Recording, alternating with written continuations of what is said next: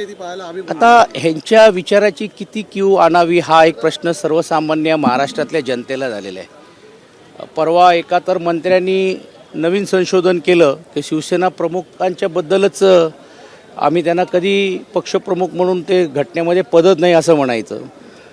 ज्यांच्या नावाने राजकारण करायचं, ज्यांच्या नावाने जायचं, ज्या विचारांच्या नावाने जायचं आणि ते अशाच प्रकारे वक्तव्य करायचं। आता त्यांचेच एक सहकारी आता महाराजांची गरिमा ही आता कुठच्या खालपर्यंत आणण्याचं काम करतायत।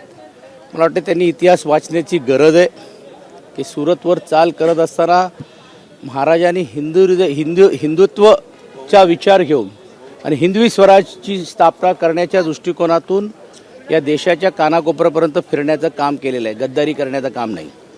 सर, असं चित्र आहे का भाजपच्या चिन्हावरती शिंदे गटाचे खासदार निवडणूक लढवणार असे? मी परवाच्या दिवशीच सांगितलं, मी पुण्याच्या एका मेळाव्यामध्ये ज्यावेळी संजय राऊतजी होते आणि खात्रीला एक सांगितलं की हे चिन्ह जे आमचं चोरून घेऊन गेलेले आहेत, पक्षाचं नाव चोरून घेऊन गेलेले आहेत, असं असताना देखील तिकडचे अनेक माननीय खासदार जे सिटिंग आहेत आणि जे माजी खासदार आहेत, मी पुणे जिल्ह्याचा बोलतो कारण मी तिकडे संपर्क प्रमुख म्हणून काम करतोय, चिन्ह घेऊन लढण्याची मनस्थिती आणि मानसिकतेमध्ये नाही आहे।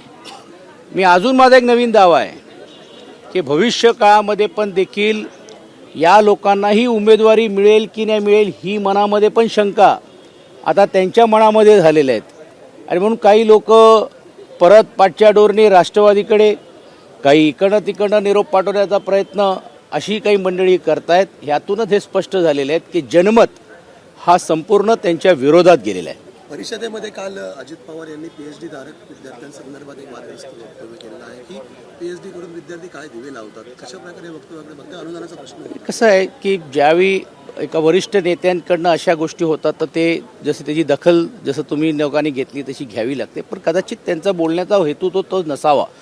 पण वारंवार काही जे लोकप्रतिनिधी असतात ही जी मागणी ज्यावेळी करतात ती मागणी ही त्यांच्यापर्यंत सर्वसामान्य विद्यार्थी आणत असतो। आणि आपण बघितलं असेल की मागासवर्गीय विभागामध्ये पण देखील फक्त 40ची संख्या आहे, तीच भूमिका EBC असेल, OBC असेल।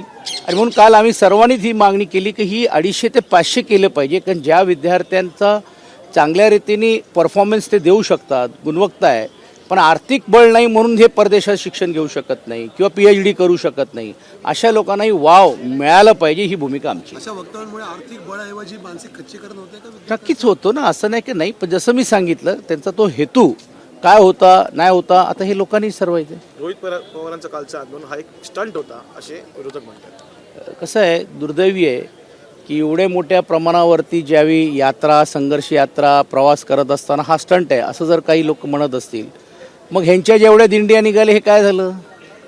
म्हणजे असं आहे की ज्यावेळी सर्वसामान्य लोकांचे प्रश्न घेऊन एक तरुण जातो राजकारणाच्या पलीकडे, मी म्हणतोय या संघर्ष यात्रेला तुम्ही स्वागत जरी करू शकला नाही तर किमान टीका तरी करू नका। जेवढे लोक त्यांना भेटले, जेवढे लोकांचा काल जनसमुदाय आले, ह्या काय पकडून आणलेले नव्हते, त्या भाड्यावर जसे ह्यांचे काही वेळी खुर्च्या खाली दिसतात तशातली लोक नव्हती। आणि म्हणून असं एका तरुण सहकारी जर राजकारणामध्ये, समाजकारणामध्ये एक नवीन विचार आणि एक संघर्षाची भावना सर्वसामान्य लोकांच्या प्रश्नाच्या बाबतीत घेण्याचं काम करतात, त्यावेळी त्याचा नक्कीच स्वागत केलं पाहिजे। केंद्रीय निवडणूक आयोगाच्या आयुक्तांची निवडीमध्ये आता सरकारचा हस्तक्षेप होणार आहे, तसं विधेयक काल राज्यसभेत मंजूर झालंय, विरोधकांनी त्यानंतर सभात्याग केलेला होता।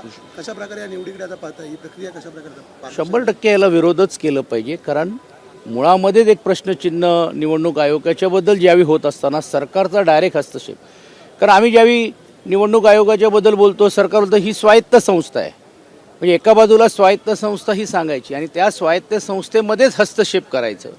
आता तर हे स्वायत्त संस्थेच्या व्यतिरिक्त माननीय सर्वोच्च न्यायालयामध्ये पण देखील ज्यावेळी हस्तक्षेप होत होता, सर्वोच्च न्यायालयानेच ह्याची दखल घेतली।